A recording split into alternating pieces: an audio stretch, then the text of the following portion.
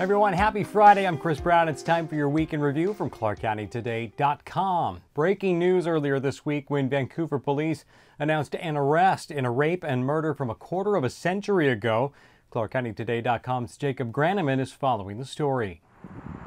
For Vancouver police detectives, science secured the evidence needed to close a 25-year-old cold case this week.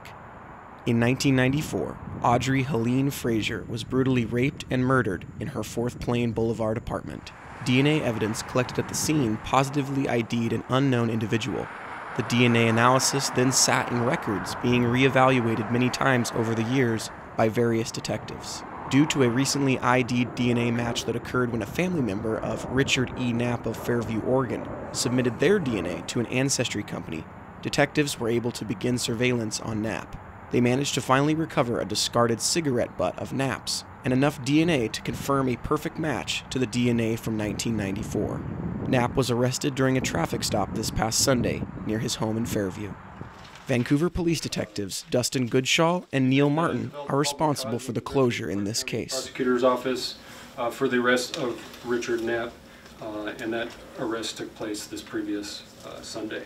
The DNA analysis and match was made with the help of Parabon Nanolabs, a genealogical research and forensics company. The victim's family issued a statement after speaking with Detective Goodshaw, saying they may finally find closure for the biggest unknown. I can't tell you enough how happy they are that the case is still being actively worked, that an arrest has been made. For ClarkCountyToday.com, I'm Jacob Graneman. Jacob, thanks for that report.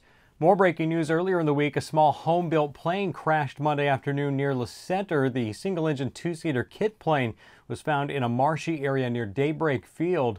The pilot, 73-year-old Milo Kays of Camas, was performing a flying test done every 2 years with Dennis Kozacek, a 70-year-old certified flight instructor out of Ridgefield. The NTSB says Kays' plane took off from Grove Field in Camas around 2 p.m. It's still unclear exactly when the crash occurred or what caused it. The wreckage of the plane was transported to Seattle for further examination, and more details are expected next week. Kays built the plane in 1990, according to FAA records. Kozacek had been a successful pilot in the Navy and with FedEx prior to retiring.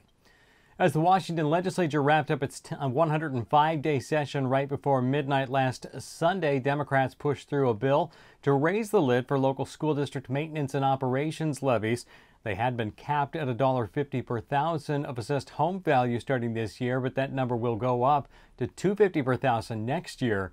Several local school districts, including Vancouver and Evergreen, already have passed replacement levies at the lower cap and can't raise them without voter approval. Clark County's two largest districts each received $7 million in one-time money to help ease major budget shortfalls caused by the levy swap and raises given to teachers.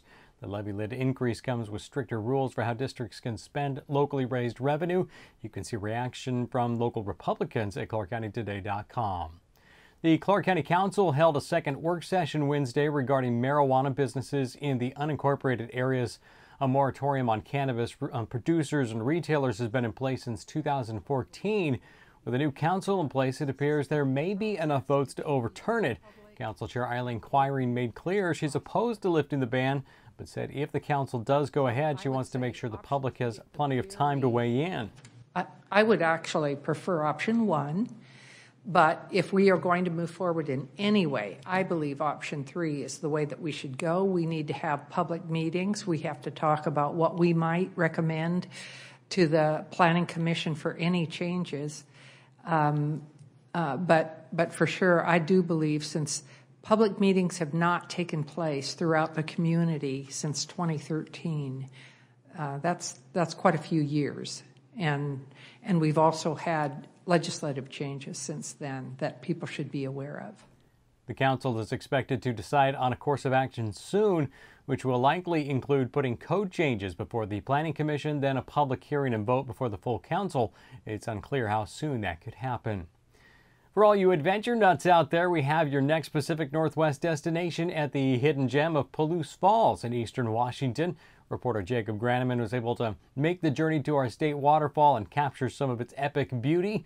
The 200-foot-tall cascade is located 5 hours from Vancouver along the Palouse River. Surrounding state parkland offers camping and picnic opportunities and oftentimes some food trucks. Be sure to check out the full story at ClarkCountyToday.com. Now it's time for a check of this week in Clark County sports with the birthday boy, Paul Valencia.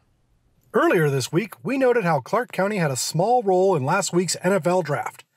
Caleb McGarry, who started his high school career at Battleground before moving to Fife and then shining at the University of Washington, was picked in the first round by the Atlanta Falcons.